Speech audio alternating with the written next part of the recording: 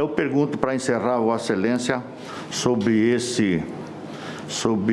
esse aspecto, se a gente poderia, se o lockdown, de forma que cada estado fez o seu, cada município fez, foi uma bagunça danada, pode ficar sentado, o outro não pode consumir bebida de álcool até tantas horas, enfim, foi uma bagunça geral. Se tivesse um protocolo nacional, se nós não podíamos ter evitado o fechamento de muitas empresas e a perda de muito emprego. Agradeço a Vossa Excelência e espero que a nossa Santa proteja o Brasil, evitando todas essas tragédias, todas essas mortes que nós estamos vendo todo santo dia. Amém. Bom, primeiro lamentar, senador Jorginho, por esse ato que ocorreu em Santa Catarina hoje, mas reforçar para todos que, nesse momento, talvez o Ministério da Saúde deveria estar trabalhando na síndrome pós-Covid. A sanidade mental, o equilíbrio, a saúde mental é uma das mais atingidas por essa doença, tanto pela parte do vírus propriamente dito, como do em todo, do total. Então, já está na hora da gente fazer os ambulatórios pós-Covid em todo o território nacional para poder reestruturar.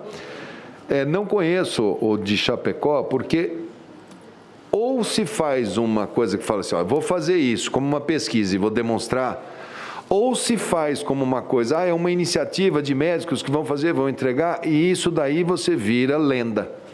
A lenda é, olha, eu ouvi falar que lá não sei aonde funcionou muito bem. Outro dia Eu tive lá.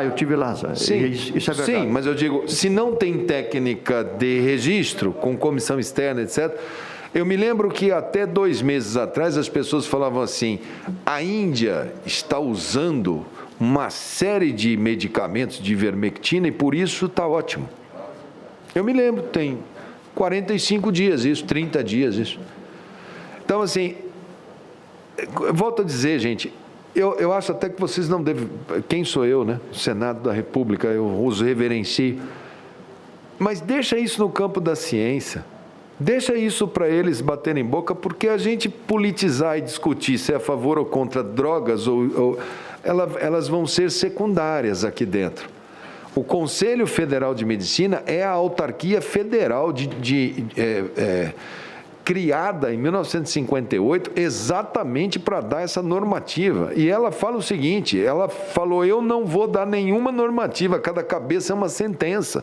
Então, nem culpabilizar o médico não vai culpabilizar, porque ele falou, cada um faça o que quiser, nós estamos em estado de natureza, igual o Humboldt, Locke fala, antes do estado tem o estado de natureza. Em medicina nós estamos abandonados, assim, do ponto de vista coletivo, não há posição coletiva, há posição individual.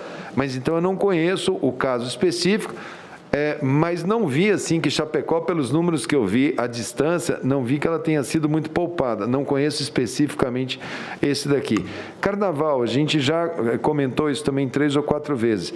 Suspender o carnaval, não suspender o carnaval. Organização Mundial de Saúde, não suspender voos, viagens, barreiras, etc, etc. No Brasil, nenhum caso até então, embora sendo testados.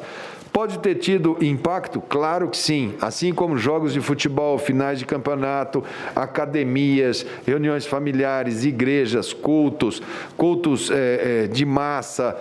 As pessoas pensam no carnaval como uma festa profana, mas existe muita gente que faz os agrupamentos de igreja, os agrupamentos evangélicos, os agrupamentos católicos, enfim, aquele feriado é um tempo em que as pessoas se apropriam e isto é difícil e foi difícil. A Índia agora está discutindo exatamente isso. Deveria ter tido o feriado dele lá que eles fazem a Marcha do Ganges ou não? Se foi suficiente 420 milhões, nós passamos muito mais que isso. 420 bilhões. Ah, sim, isso deve ser, o senhor deve ter computado tudo, né? Eu não saberia lhe dizer, isso. Porque eu não sei ao que fim. Estou dizendo em saúde. Enquanto eu estava, que é o que eu posso falar, no período que eu estava lá, os repasses que eu fiz, eles tinham um objeto, eles tinham razão de ser, eles estavam dentro do plano de contingência e foram repassados aos estados e municípios para que eles fizessem bom uso. E estávamos construindo um sistema satisfatório.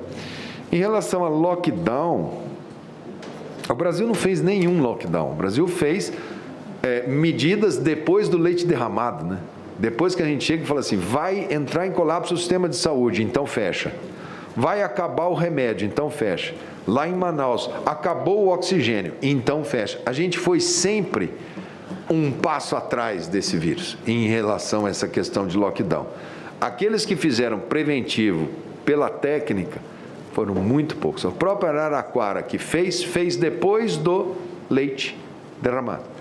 Ou seja, fez depois que o sistema está sendo atacado pelo vírus. Aí não é que você faz porque você vai decidir. Aí o vírus impõe. Esse vírus não negocia nada com ninguém, senador. Não negocia com microempresário, com grande, com pobre, com rico, com torcedor do Bolsonaro, do Lula, do Palmeiras, do Corinthians. Ele é fato, ponto. Ele está aí e ele vai pegar carona. É só dar mole para ele. Quem quer jogar a favor do vírus, está aqui a cartilha a favor do vírus. Quem quer jogar contra o vírus, está aqui a cartilha. O mais importante que nós perdemos foi continuidade de equipe. Nós perdemos uma coisa que é muito difícil, senador, que é construir uma comunicação direta com a sociedade, como eu construí ali dentro, aonde ela tinha credibilidade e falava, eu quero saber o que é que esse ministro fala. Isso foi uma pena, isso foi horrível, que se tivesse qualquer outro lá, poderia ser. Nós perdemos completamente o vínculo com as pessoas.